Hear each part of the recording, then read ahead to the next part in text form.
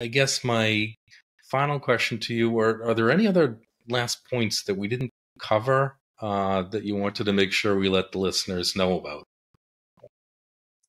Yeah. I mean, I just want everyone to think about, you know, what you can do and how to be more efficient. There's a common saying like, change or die.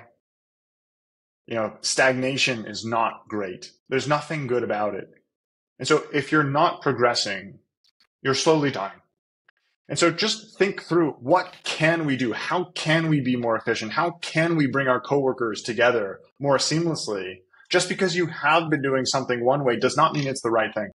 I just think in this world where we're radically evolving on such a radical basis, people need to be more accepting to change. And even though everyone knows change in this category is good, change is equally as hard. So it's just, I would say it's a great thing to be open-minded to the new technology and to embrace that change is good.